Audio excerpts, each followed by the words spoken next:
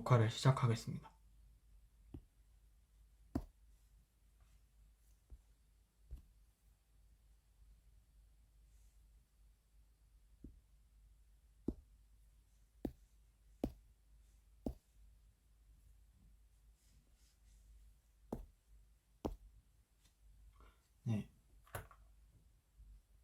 저는 인지질 구조를 알게 되면서 인지질의 특이한 구조가 어떻게 활용되는지 궁금하였고, 이와 비슷한 구조를 가진 계면 활성제를 조사를 통해 찾아냈습니다. 그래서 인지질 구조와 유사한 계면 활성제를 조사한 것을 발표해 보도록 하겠습니다.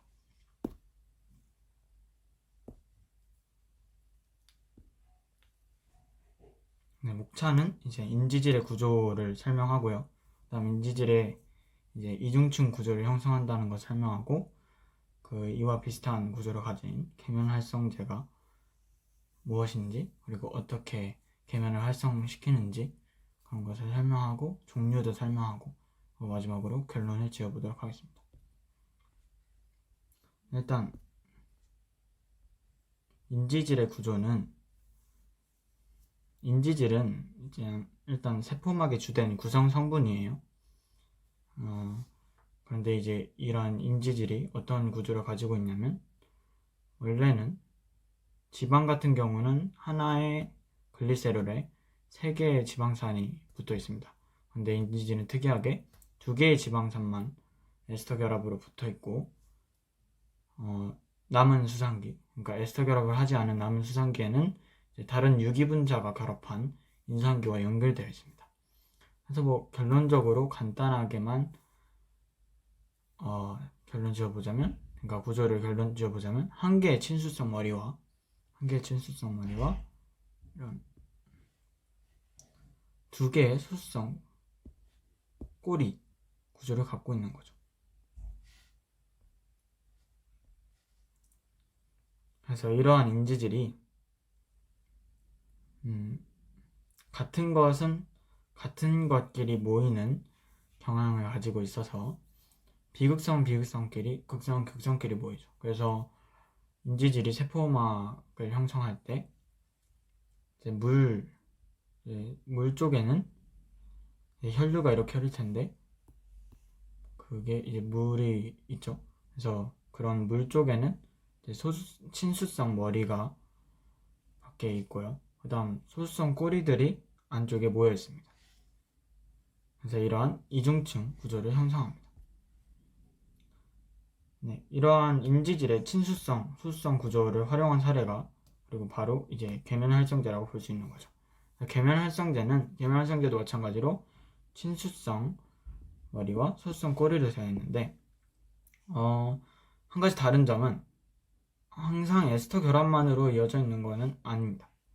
그러니까 에스터 결합은 카복실기하고 수산기가 이제 결합해서 되어 있는 건데, 이런 계면 활성제는 소수성 부위가 알킬기, 메톡시기를 가지고 있는 성분이 있을 수 있고, 또 친수성기는 이렇게 이온기, 아미노기, 카르보닐기, 옥시에틸렌기 이런 거를 가지고 있는 물질이 있을 수 있어요. 그래서 물론 탈수 결합을 하지만 에스터 결합만으로 이어져 있는 게 아닙니다. 그래서 계면 활성제 구조에 인지질 구조가 포함되어 있다라고 또 결론을 지을 수 있죠. 그러면 이 계면 활성제가 어떻게 계면을 활성을 하느냐? 밑셀 구조를 형성해서 계면을 활성시키는데요. 이 밑셀 구조를 형성할 때 이제 계면 활성제가 일정 농도 이상으로 모이면 이렇게 소수성 부분끼리 안으로 집합을 하고, 친수성 부분끼리 밖에 물의 표면을 형성하죠. 물과 닿는 표면을 형성해요. 그래서 이 소수성 부분들끼리 모여서 소수성 부분이 안정화가 됩니다. 그러면 원래는 소수성이 이제 물에 녹지 않게 되는데, 극성하고 비극성이니까. 근데 이게 안정화돼서 물에 녹게 됩니다. 그래서 그런 원리를 가지고 있고, 그리고 이제 계면 활성제가 점점 더 많이 모이게 되면 막대 모양, 그리고 평면 모양까지 만들게 됩니다. 이런 평면 모양 같은 경우는 인지질 이중층과 비슷한 구조를 가지고 있죠. 그러면 계면 활성제 종류는 뭐가 있느냐? 수용액에서 이온으로 해를 되는지, 이온으로 분리되는지에 따라서 비이온 계면 활성제와 이온 계면 활성제가 있어요. 비이온 계면 활성제 같은 경우는 이온으로 해리 되지 않아서 저기포성이고 다른 거품을 억제하는 경향이 있습니다. 그래서 이제 자극이 적으니까 거품이 잘 안 나면 자극이 적습니다. 그래서 저자극 세정제에 많이 사용되고, 이온 계면 활성제 같은 경우는 음이온과 양이온, 양측성 이렇게 있는데, 음이온은 음이온으로 해리 됩니다. 수용액에서. 양이온은 양이온으로 해리 되겠죠. 그래서 이런 것 같은 경우는 이제 비이온보다 더 거품이 잘 납니다. 그리고 특이한 건 양측성 계면 활성제인데, 양이온성, 음이온성, 친수기를 모두 가지고 있어요.